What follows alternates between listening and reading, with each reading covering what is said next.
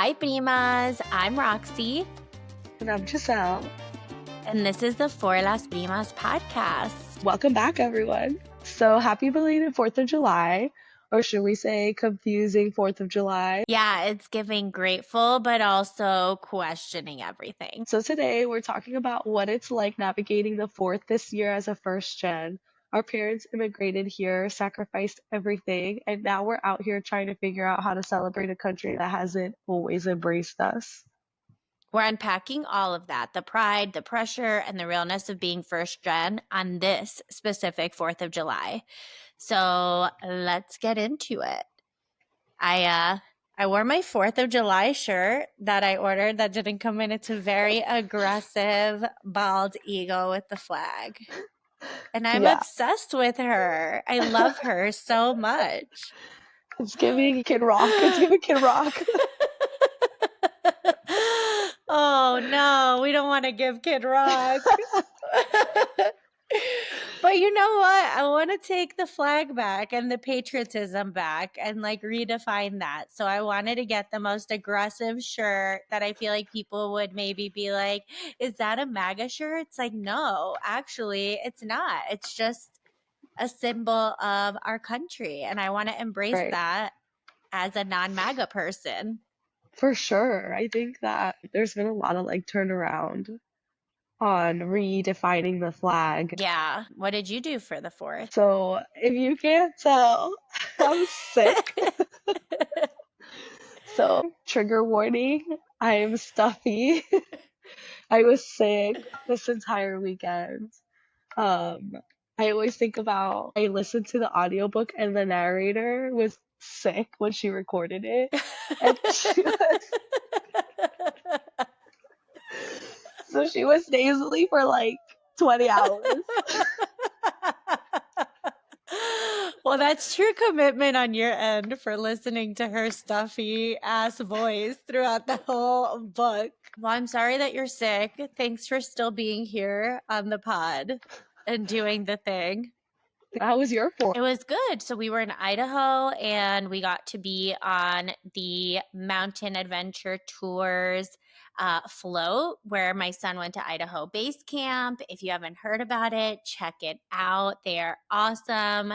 The Gershader family is amazing. What they're doing out there is amazing. And so it was really, really fun. I had a great time. I did have a lot of feelings about 4th of July this year. And in a way, I refused to not celebrate almost as a form of protest of like, well, as a Latina who was born here, whose family sacrificed so much to be here, kind of giving them the middle finger and being like, I'm celebrating this too, because my son is American, my husband is American, we live in America and we love this country. We just don't love all that's happening and unfolding right now.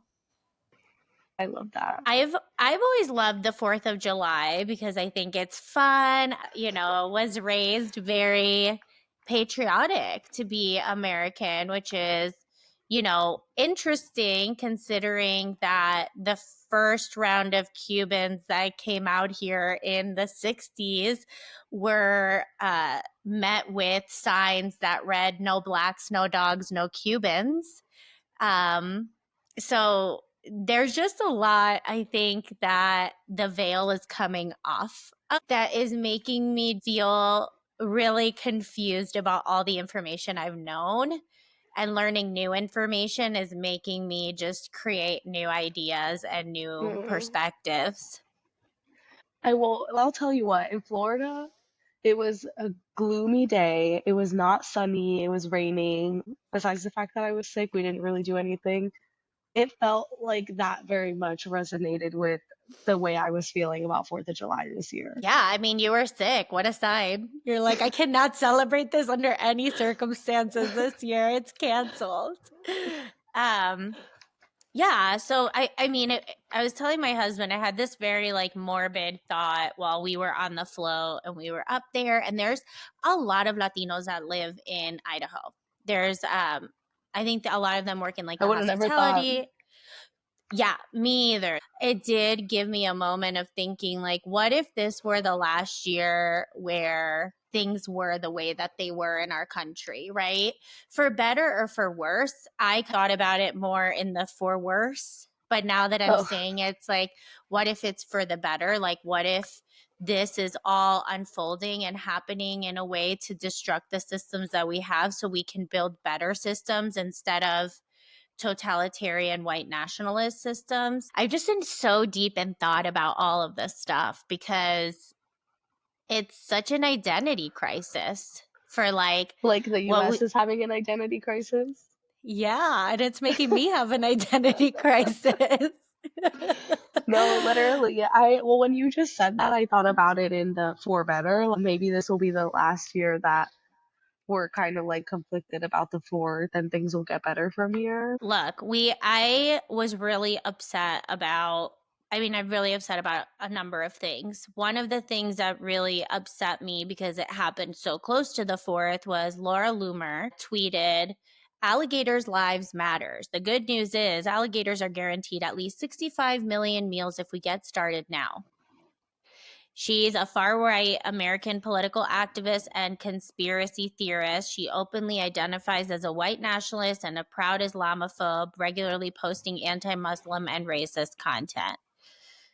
So, her saying that there's 65 million meals for alligators, there's 65 million Latinos in the US. So, I think what's so dangerous about what we're living right now is the rhetoric and the rise of white nationalism and anti-immigration sentiment. We're hearing about more discrimination happening and people don't have to hide anymore. They're out in the Yeah, that's open the saying crazy these part. things.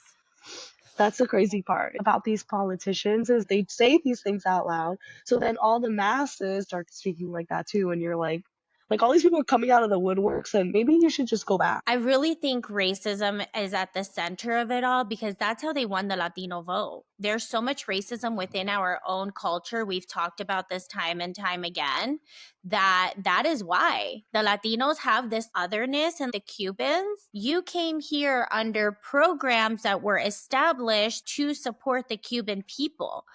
Not every Latin nationality has had that Mm-hmm. opportunity, has had those programs in place. I mean, the wet foot, dry foot was open for so many decades to Cuban American, like Mm-hmm. Cuban people. And so I just have a bone to pick with the Cuban community, as controversial as it is. It's like you want to claim that you came here legally. The only thing that is separating you from the Cubans now is a piece of paper and you feeling superior to them. It's just still like racist against our own people because like the only thing that's different is where you came from, like what country you Yeah. came from. I also just don't understand. And again, like we talk a lot in the context of Cubans because that's what I feel like I can speak to and know best. But I feel really confused because they fled an authoritarian dictatorship to come to the US for better opportunities, and they don't see authoritarianism in front of their faces, even though they're getting deported. There's less rights. A lot of Cuban people, especially the older Cubans, are on Medicaid or on Social Security. There's going to be drawbacks there. And like the lack of empathy is crazy to me, too. There's no empathy for other people who are immigrants that have come to this country for the same reasons they did. Just again like the individualism that we're like taught in this country. But I think like in the context of Cuban people, they're so afraid because Fidel's regime was disguised as socialism. So I think they are so afraid of anything that could mimic socialism in the slightest, even if it's like, the US will never be socialist. I mean, I don't think at least, but anything that sounds like it is such a trigger for them. I think they just have PTSD, but they don't realize like that this regime is headed like in a completely other way.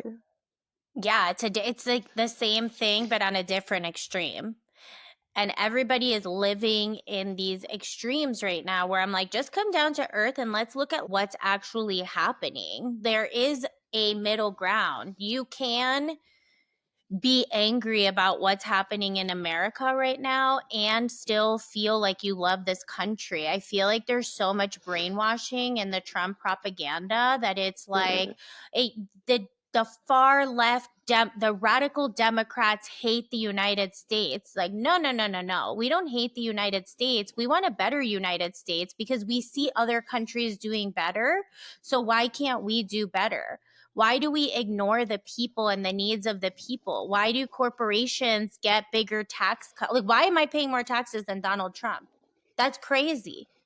So I crazy. think I agree with you on the socialism piece. And there's a difference between socialism and enabling social programs to help people so everybody can have a starting point, like a similar starting point. And I think that's where the disconnect is. That tweet just really upset me because I just feel that there's going to be so much more of this. I mean, even this past weekend in Louisville, there was a march. There was a white nationalist group. They marched downtown Louisville on July 5th.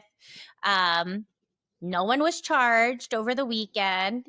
There was no police there monitoring. So there's only going to be footage of protests if it's the people protesting the government, brown people or people that are for brown people and black people. But if any white nationalist is protesting, I mean, look at January 6th. Yeah. January 6th, they were freaking pardoned.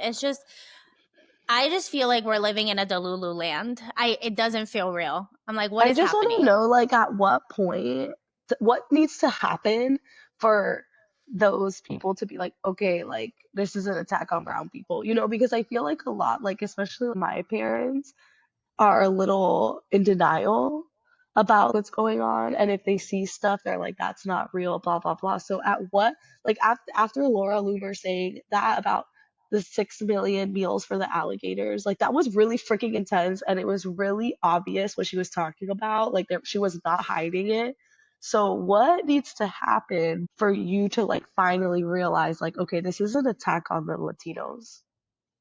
It is. And Latinos are a big threat. We're a big population in the US and they're deporting American citizens. They've had to bring someone back from El Salvador that they took. They're just doing it all for show. It's all this like big military with masks covered, just taking people off the streets without warrants most of the time. Like that is the Holocaust. That is Oh like yeah, how these 100%. big movements happen. And sometimes I'm like, am I being too extreme? Am I thinking too extreme about this? But then I'm reading what I'm seeing and I'm like, I don't know. I feel like it's such a weird time because I never considered myself like a left Democrat, and I still don't. I feel like I am very moderate. I can see things as they are. I'm just having a really hard time seeing anything good come from this administration right now. Um, yeah. Literally. I don't even think I can say anything that has come from this administration. Literally, like I saw this post on Instagram. It was an illustration. So she illustrated it and she posted on 4th of July and she was like basically saying the same thing. Like when I was younger, we were doing the Pledge of Allegiance and we really like thought this country was awesome and we liberated like all these people. And like as I'm growing up, like the veil is falling and you're really realizing like how this country came to be. Yeah.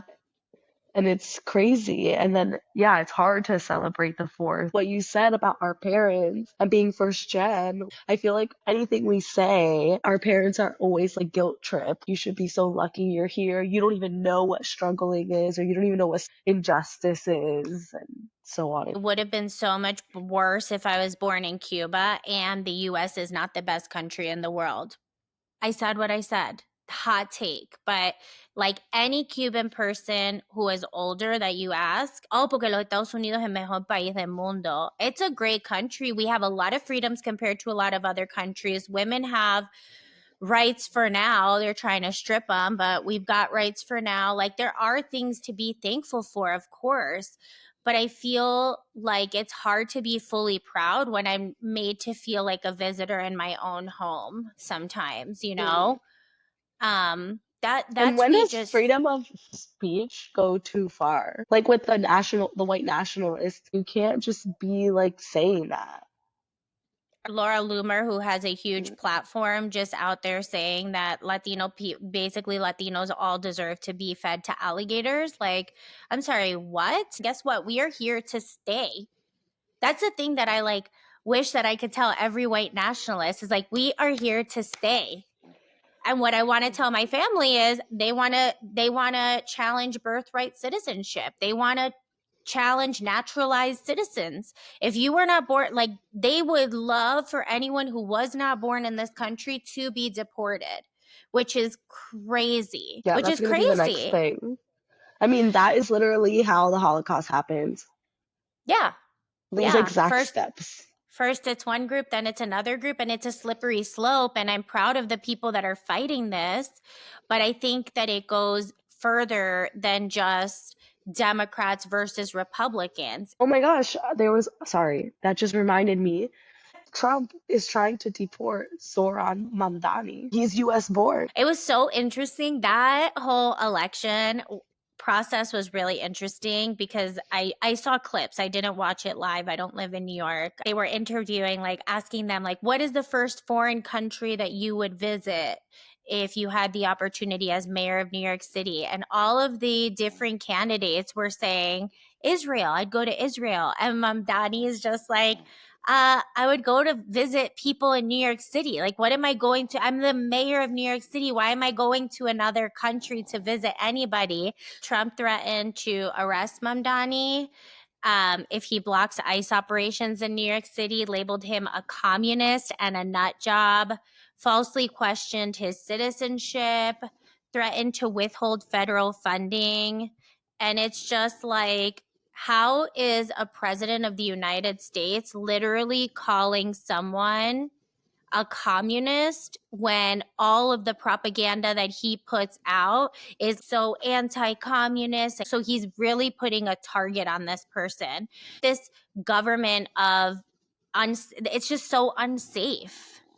It creates Yeah, so much dangerous rhetoric. And then there's all these crazy people out there doing all these, like, again, like crazy shit. And I'm just, I don't know.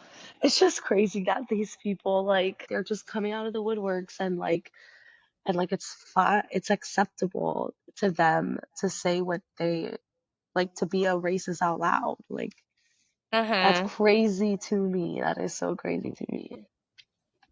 And if you're watching Love Island, like Amaya Papaya said, you're an extremely odd individual. Oh my gosh, it's so hot right now. Love Island is everywhere. Well, you know what else is also speaking of racism? So two of the girls on Love Island were kicked off by producers because they had racist posts resurface on the internet. So I think like in a world of racism, like that is like being so loudly people are being so loudly racist that at least like on TV, these people are like, this is not acceptable. Like you can't be on the show. That's good. That I was mean, inspiring. we need morality and we need just people coming back to being human. Like, it shouldn't be controversial to not tweet that you want the death to all Latinos. Like, there is just no professionalism has gone out the window. I Yeah. was telling this to a girlfriend. Like, if I talked to my boss the way Donald Trump talks to the people of the United States or about people, I would get fired. There's like such a lack of professionalism that people are just they're appealing to the ignorant, uneducated people, even though I know that there are a lot of educated people who are, Trump supporters. So I don't get that. But he really is trying to appeal to the people by being like so ignorant and saying whatever he wants because he knows that it's a cult and that people are just going to follow it. Because once you start idolizing a person and like they are doing things that are morally wrong and you're coming up with excuses for it. It's also going further into, like, it's all trickling down. So, you know that I work in I work in education, and right now there's something really big going on where the Trump administration is withholding about $6 billion in federal education funds that were already allocated by Congress last year to the different uh, states. So that money was already allocated. He's withholding the money. About 890 million of that is for English language learners alone, plus funds for migrant students, teacher training. There was a huge chunk of that money that was for teacher training, and also after and before school programs. So not only is this an attack on young children whose parents come here from other countries, but also now teachers are suffering because they're already aren't going to get that much PD. Um, and also parents. What are parents supposed to do if you don't have before and after school programs? School is from like 8:30 to 3 o'clock. If you're working a 9 to 5, it's going to make it impossible. So they're really trying to dismantle the public education system so that more people will opt for like voucher programs and put your kids in Christian school, and just pushing this disgusting Christian agenda that, like, controversial hot take, I don't care what your religion is, don't impose it on me and my child. He already has to pledge allegiance to the flag that is discounting children. Still do that in school? Yeah, they still do the Pledge of Allegiance. Oh wow. I, I feel like sorry, I was like, I didn't know they still do that. I So feel weird. Isn't it so weird it's to think so about doing weird. the Pledge of Allegiance? Yeah, but I went to a Catholic school most of like my elementary, and we did do the Pledge of Allegiance, but we also said an Our Father and all that other shit. But when I went to public school in Florida, I don't remember doing the Pledge of Allegiance. But I will say, I feel like, everything that we had in place to better our society and better our country, like education, healthcare, research, weather, like everything that was in place to make our country better, he decided was a waste of money. And so he's slashing it all and putting all he reminds me, I'm not even gonna lie, of a dementia patient. Of a dementia patient who's running around and is just like, war, guns. And it's like, what the heck? Yeah, no, you're so right.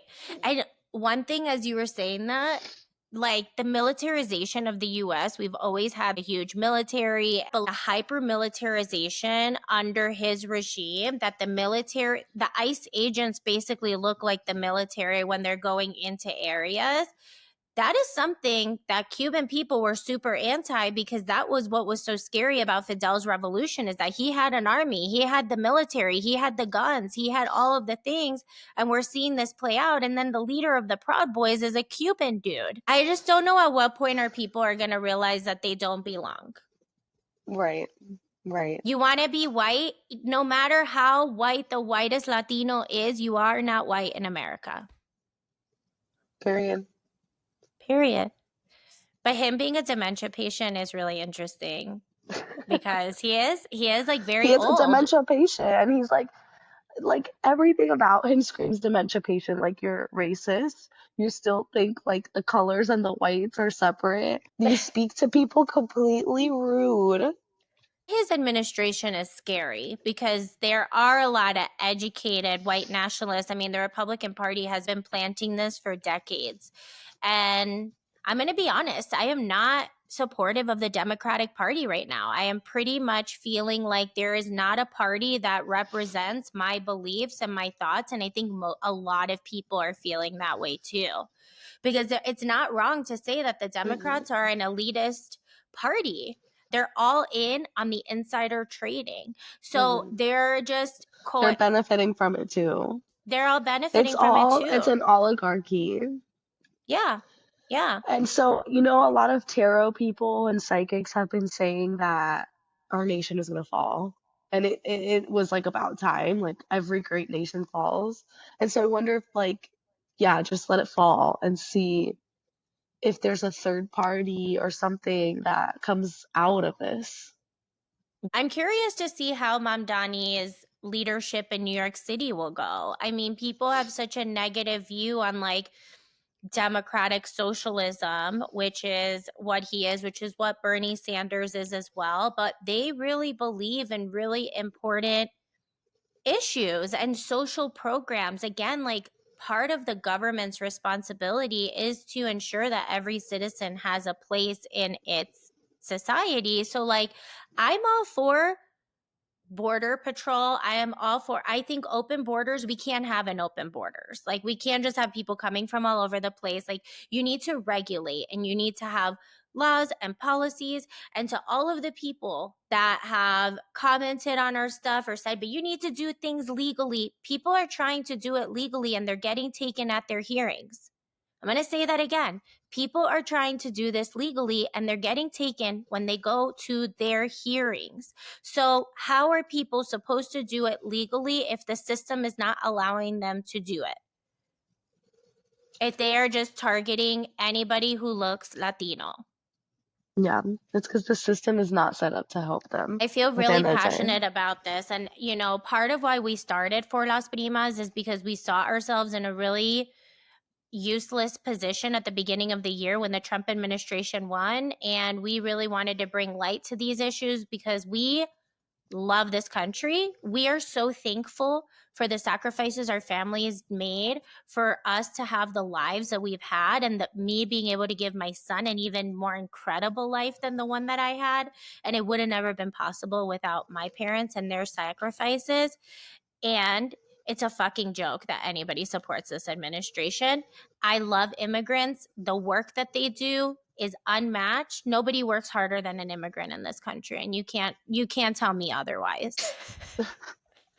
And say that on everything. It's true. um And then when I talk about like wanting to leave, I don't really want to leave anymore because now I'm just like more in the like we need to fight back mentality. But when I always was wanting to leave, I had a friend tell me like, Giselle, that's exactly what they want. They want you to leave. So you need to stay. And now I'm like, okay, that's my form of protest. And Donald Trump wants is like to get people angry, to make all those people come out of the woodworks, to make people like us want to leave, so that yeah. the only people left are his crazy white nationalists. Yeah. And I just hope like Cubans in Miami especially like stop watching Fox News. It's crazy because so for my news sources, I look at a lot of different news sources. I don't just listen to one thing and take it as the truth. I'm like researching and looking. And if like there's a few news sources that will kind of say that, like it takes a lot of digging nowadays because there's so much misinformation.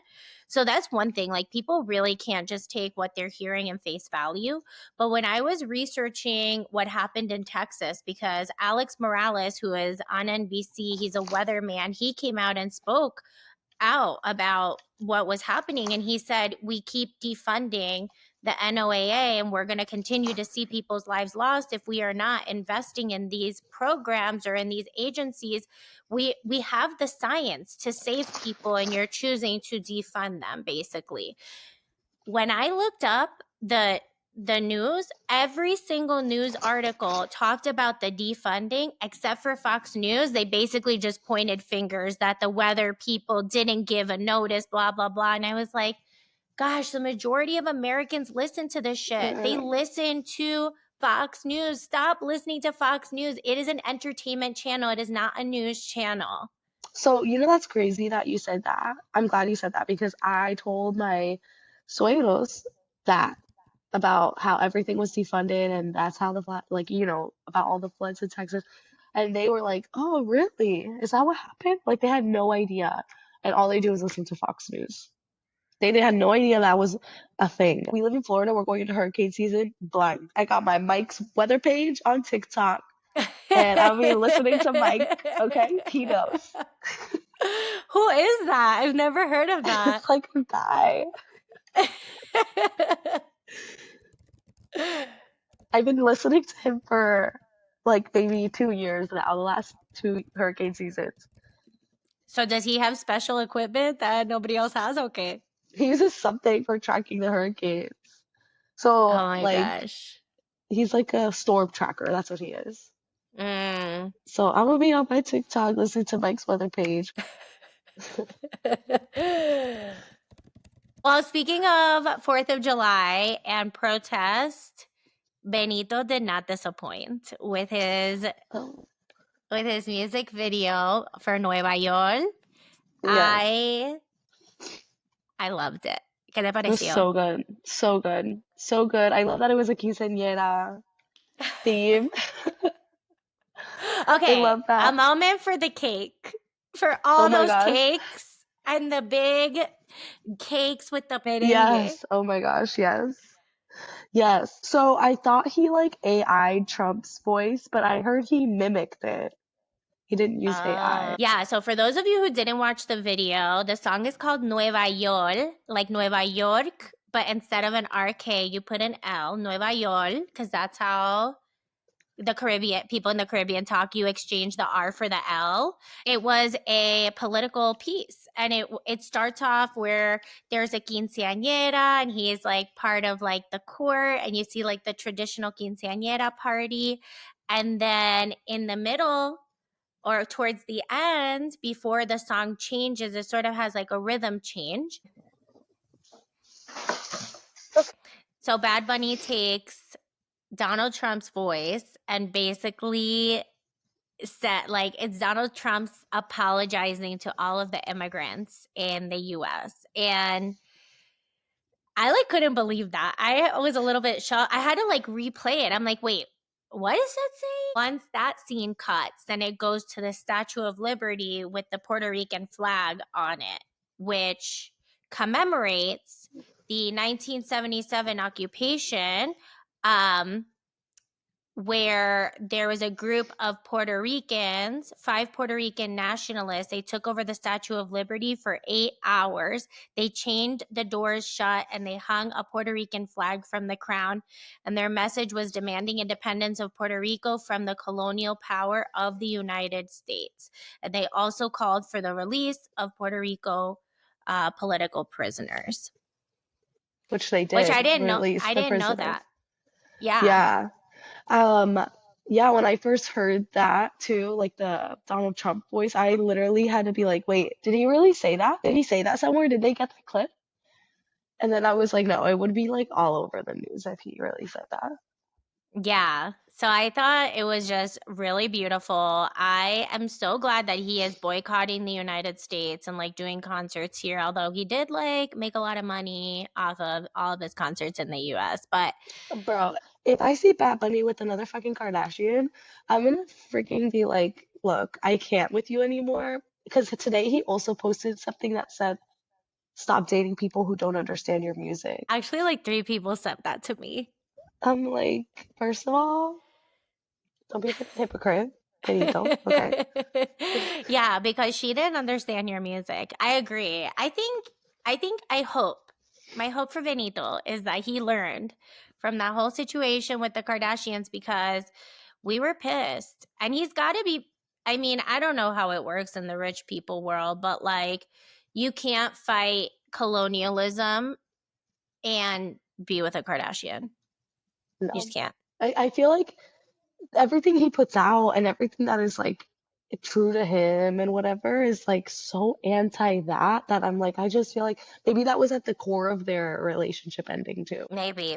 Well, before we close out our session, I just want to reiterate that it's okay to have different feelings about how you feel about the US. I think this 4th of July was a good like time to reflect on what your own feelings are, and I think that two things can be true at the same time. I think that you can want you know, you can love this country and be proud to be an American and be really infuriated and angry with the injustice of the Latino people in our country.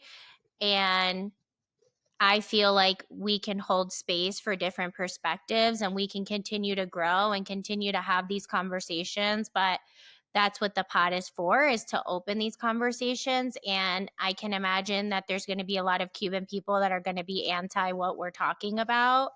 But I hope that people can listen to us with an open mind and hear our perspectives versus just, you're a bunch of socialists. We are not socialists. We are not For communism, we just believe that things can be done better. We support social programs and healthcare and education, and we want a better world for our own children and for future generations to come, and so that they can feel proud that they have that immigrant blood. Yeah, I think everything that's happening right now to me and the way that I grew up is so anti-American because I feel like I always grew up, we grew up like by New York and that tri-state area, and it was very much like melting pot. The US is a melting pot. We accept everyone, and so like what's going on right now is so anti what I grew up. So we'll continue to fight for the America that we know we can have and a better future for our own families. So let's pivot. Cafecito and chisme. What you got, G? Literally. Well, besides we already talked about like the Bad Bunny music video that came out. So, did you see that P. Diddy got his verdicts? Are we surprised? Listen, if there are no client lists in the Epstein files, why would we be surprised that a serial pedophile like P. Diddy would get off when our president is a pedophile himself?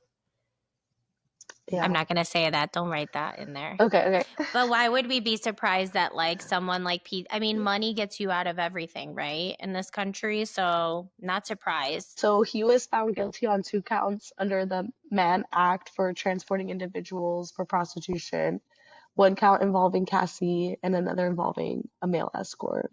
Yeah, but then like all the other ones, he was not guilty. Crazy. Man. Yeah, that is really crazy. There Um, was too many people. There was too many people that would have gone down with that. yeah. I'm very like Kris Jenner being number one. She's always up P. Diddy's ass. Like all the celebrities at the parties, like Yes. Leo DiCaprio, and like Mm. I've gone into like dark internet holes about the P. Diddy stuff. And there's just so many people that would have gone down. It would have, yeah, it would have been bad. So, whatever, money wins again. What else is new? What Men with else is money new? just fucking doing whatever they want. But poor Cassie, like, she was really freaking brave testifying and saying everything that she went through. Yeah, to And all no the women who justice for are, her. I mean, what's crazy is like there was like a video of him like dragging her through this hotel, that there wasn't like Mm. a deeper charge of like domestic assault. Like, but yeah, to Yes, all so the women crazy. who are brave enough to come out, it takes so much bravery because you come out against these powerful men and you don't win, right? Like, there's Mm. no winning against these men. So I agree with you. It's really brave that she put herself out there and that she And said her basically truth. relive that in the courtroom. Yeah. Like, that's hard. Yeah. And that's all I got. Well, G, I hope you feel better. Take Thanks. care of Thanks for yourself. you guys for listening to me talk nasally this whole episode. And thanks for listening to us talk about, this is a heavier topic and we do like to keep it light and funny and we love to laugh, but we also love to spark light on things that are really important to us and at the center of why we created this podcast. Thanks for sticking with us for 20 episodes. We can't wait to do 20 more. And we love you all. These are hard times. Take care of yourself. Until next time. Bye.